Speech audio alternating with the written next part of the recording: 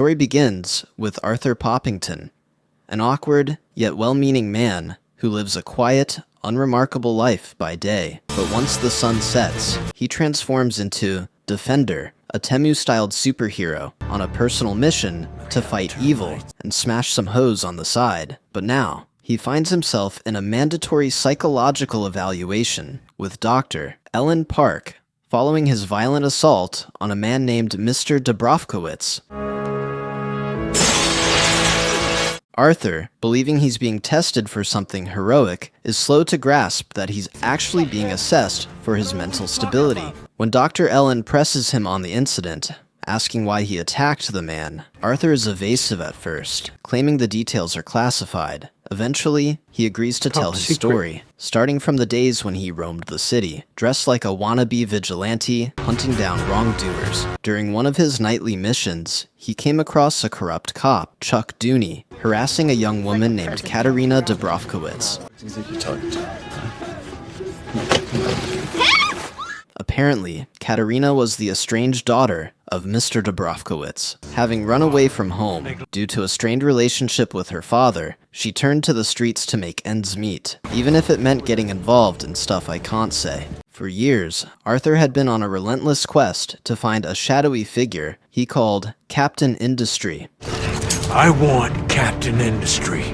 A mysterious criminal he believed was responsible for his mother's death. Convinced that this man was at the center of the city's corruption, Arthur questioned Dooney about his whereabouts, but Dooney had no idea who or what Arthur was talking about, and only mocked him in return. Fueled by frustration and a sense of justice, Arthur told Katerina to run, and then unleashed a brutal beating on Dooney, driven by the pain he had carried for years. After the entire incident with Dooney, Arthur tried to return to normal.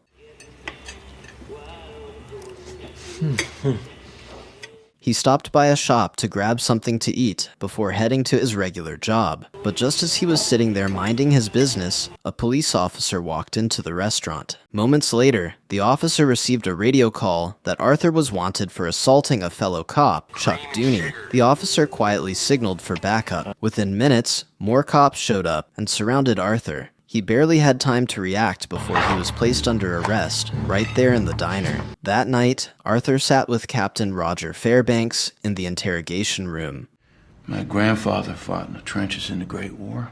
Roger questioned him about the weapon he used to assault Dooney, which was the trench club. With proud enthusiasm, Arthur explained that he got it from his late grandfather, Henry Poppington, claiming it has the blood of 1,000 Germans on it. Pretty sturdy weapon you got here. It has the blood of 1,000 Germans on it. Does it have the blood of an undercover policeman on it? Unamused, Roger pushed back, asking if that blood now includes cops, since Arthur used it on an officer. Arthur grew serious and insisted he didn't hit the cop, not unless they broke the law. He told Roger flatly that any cop who did was just a punk with a badge. To avoid stirring up any trouble, the cops returned all of Arthur's belongings, except the trench club, but Arthur somehow managed to snatch it back and bolted out of the station before anyone could stop him. In the present, Arthur appears slightly distracted during his psychological evaluation, but Dr. Ellen gently brings his attention back. More people. Okay.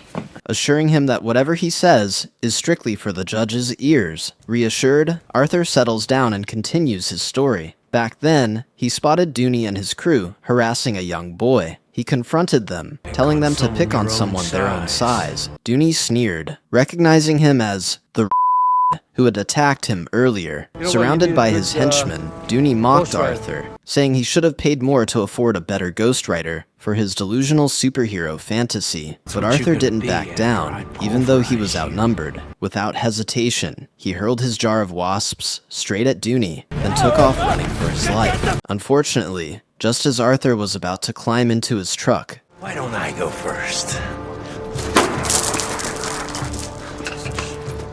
Dooney's men caught him and beat the shit out of him. Dazed and bloodied, he slipped into a hallucination, reliving the memory of his mother, Faye, leaving home to find money and never returning. But he wasn't alone. Katerina, witnessing the aftermath, rushed to his side. She helped him up, and together they drove back to his place. At Arthur's place, Katerina Really pulled out a messed my blunt and lit situation up, here. but the smell irritated him. He asked her to leave, clearly bothered, but Katerina said she had nowhere else to go. Softening, she insisted on staying with him, at least for a while, and Arthur, though reluctant, didn't push further.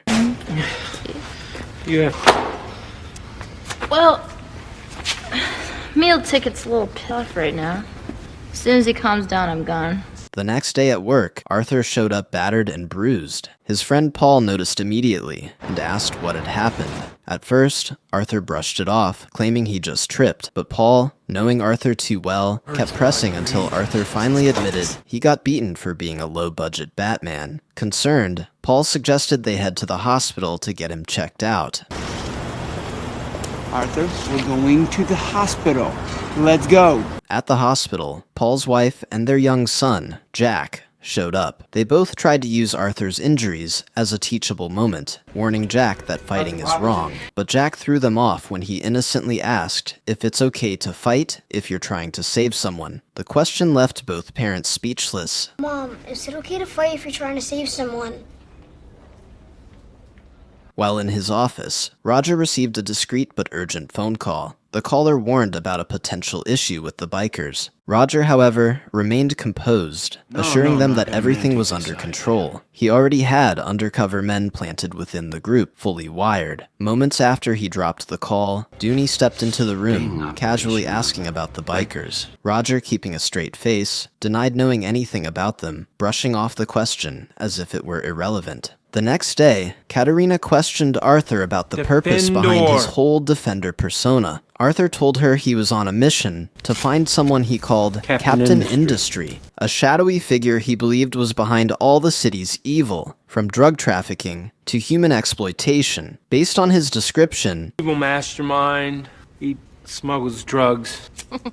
I'll probably know him then. Katerina quickly connected the dots and suggested it might be Radovan Kristic. Arthur was initially skeptical, unsure if she truly knew who he was after. But when Katerina revealed she had actually been to Kristic's house, Arthur became agitated and immediately started gearing up to confront him. Katerina warned him to back down, explaining that Kristic was always surrounded by armed gang members, making it nearly impossible for someone like Arthur to get close, let alone take him down. Hearing this, Arthur pleaded with Katerina to tell him how he could get to Kristic, but she scoffed at the idea, making it clear that unless he paid her, she wasn't giving up that information for free. I'm not a joke! Later that night, Katerina tried to look through Arthur's belongings, but the hoe got caught in the act. Furious, Arthur told her to get some sleep. As the night went on, Arthur realized a few things about her. She was a skilled liar and surprisingly fluent in English. Amused, he even joked that she should consider being a writer, like Lois Lane. But now, knowing how well she lies, he started doubting how much she truly knew about Christus. Eventually, Katerina admitted she actually knew very little because she had been blindfolded the only time she met him. Nonetheless, Katerina told Arthur that if he really wanted to get to Kristic, he might need to track down Dooney again. He lives way out there somewhere. Arthur wondered where he could possibly find him, but Katerina reassured him that she knew the clubhouse where Dooney usually hung out, especially now that his wife had kicked him out of the house. Moments later, Arthur headed to the clubhouse, grabbed Dooney, and brought him back to his place, tied up. When Dooney saw Arthur again, he thought it was personal, that Arthur had some kind of grudge against him, but Arthur made it clear that all he wanted was Kristic's address. At first, Dooney refused to talk, but after some serious pressure, he finally gave in and revealed the location. A few days later, Arthur used the address he got from Dooney and snuck into Kristic's compound.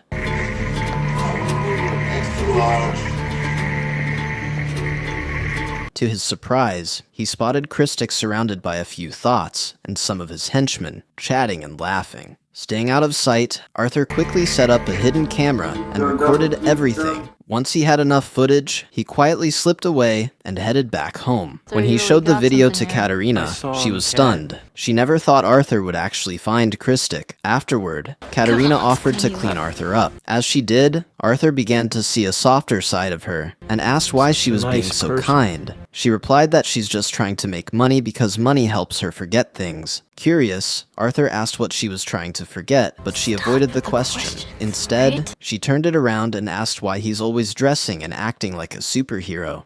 Why do you dress up like a superhero? Arthur simply said he feels better being Defender than being Arthur. The next night, Arthur sneaked into a clubhouse where Christic and his henchmen were having another secret meeting. He planned to gather more video evidence of their criminal activities. As he hid and recorded, Christic spotted him, and a chase broke out. Fortunately, Arthur managed to escape. He rushed to meet Roger and showed him the video footage, hoping it would be enough to take the criminals down, and he also pointed out that Dooney was among them, but Roger dismissed it, saying the footage alone wasn't enough proof, and the person seen might not even be Dooney. Apparently, Roger was trying to protect Dooney, but before he could outsmart Arthur, Arthur had already found his way out.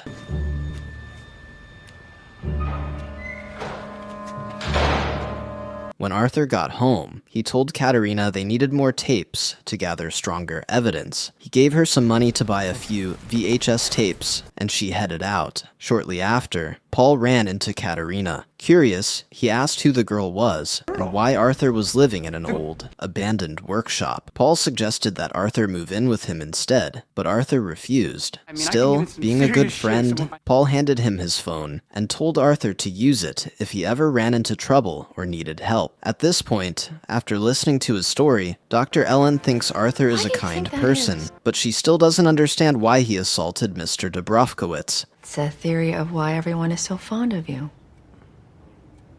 No.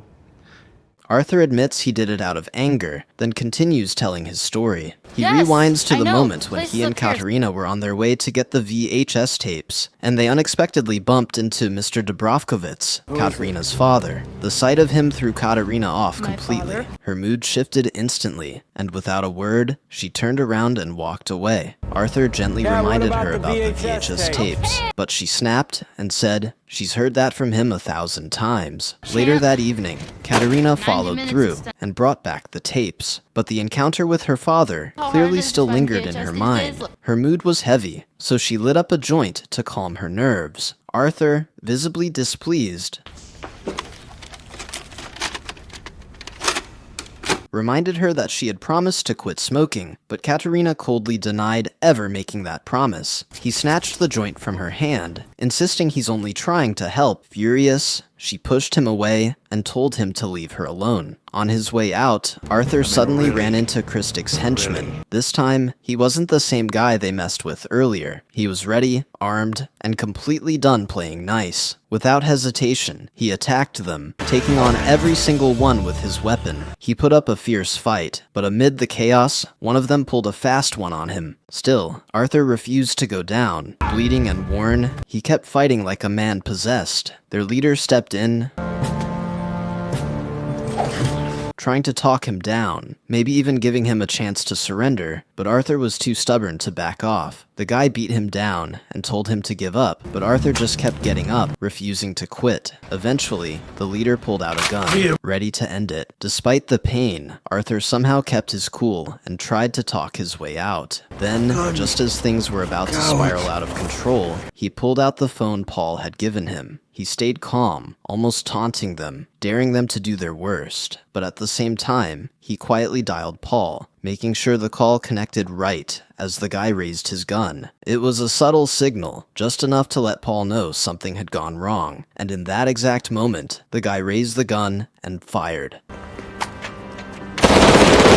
Panicked, Paul rushed to Arthur's place to look for him. He found Katerina and demanded to know where Arthur was. Unbothered, Katerina casually said he was out shooting a movie, but Paul wasn't buying it. Nothing about it felt like a joke. He'd heard gunshots and knew Arthur was in danger. Furious, he dragged Katerina out to search for him. Not far off, they found Arthur lying on the ground, barely alive. They quickly rushed him to the hospital, where they found out Arthur had been shot multiple times, but fortunately, the bullets were rubber rounds used for training.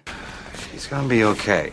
He was shot several times with a training bullet, like a small paintball. Now he's got some nasty welts. So he survived. While still under heavy care, Katerina visited him. Seeing how close things came, she decided it was best to walk away from the superhero mission, since the people they were up against seemed far too dangerous. She felt there were plenty of other predators out there to deal with, and if Arthur was so determined to keep going, he might as well start with her father, Mr. Dubrovkowitz, because he also preys on kids, and had even preyed on her. Get your yayas out after my dad.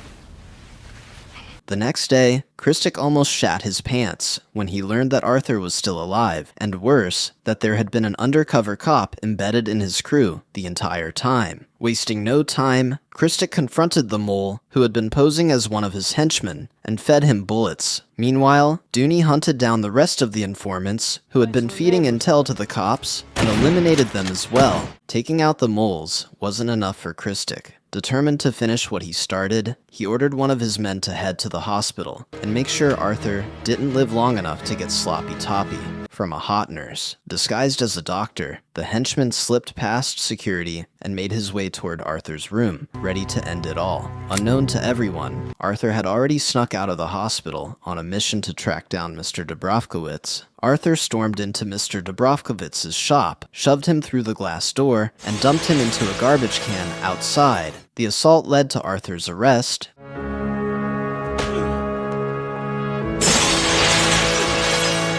and he was brought in for psychiatric evaluation with Dr. Ellen. Now Arthur expresses his frustration, since he's the one locked up while Captain Industry, the man he believes unalived his mother, Faye, is still free. When Dr. Ellen presses further, Arthur explains that it was his grandfather, Henry, who told him Captain Industry was responsible. Captains of industry. In court, Arthur refuses legal representation, prompting Paul to step in on his behalf. Paul tries to explain that Arthur works with him. I've known this man for 5 years.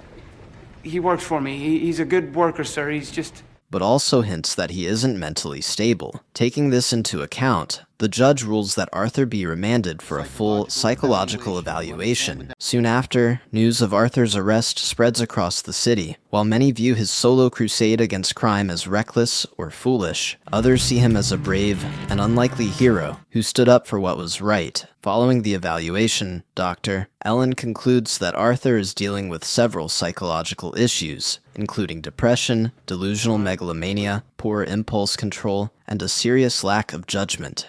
Depression, delusional megalomania, unable to anticipate consequences, serious lack of common sense, socially immature.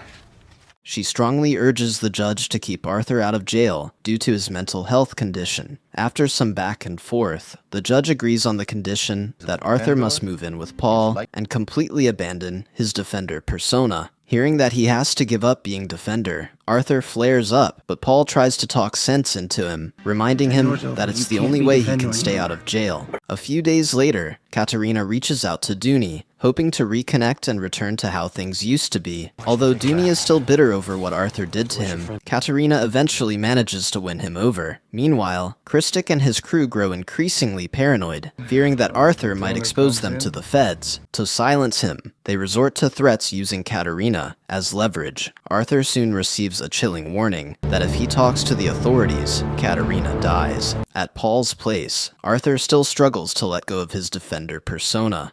If you change your mind, you can always talk to me, okay? Paul tries to talk him out of it, reminding him of the time he saved his son, Jack. Whether or not he keeps up the act, Paul assures him he's still a hero. But no matter what anyone says, the Defender identity isn't something Arthur can simply walk away from. Meanwhile, Dooney makes a move to assault Katerina while she's tied up, but she cleverly manipulates him into untying her. As soon as she's free, she grabs his gun and shoots him right where it hurts, then dashes out and runs straight into Arthur, who is on his way to rescue her. They return to Arthur's place, and Katerina hopes this ordeal might finally convince him to give up the fight. But instead, Arthur becomes more determined than ever to cross Kristic. Katerina tries to stop him, pleads with him not to go, not without a weapon, but he refuses to listen. Arthur meets with Roger and reveals that a shipment of guns and trafficked girls is set to arrive at a specific location. Knowing Kristic and Dooney will be there to receive it, he says it's the perfect chance to strike and maybe finally avenge his mother.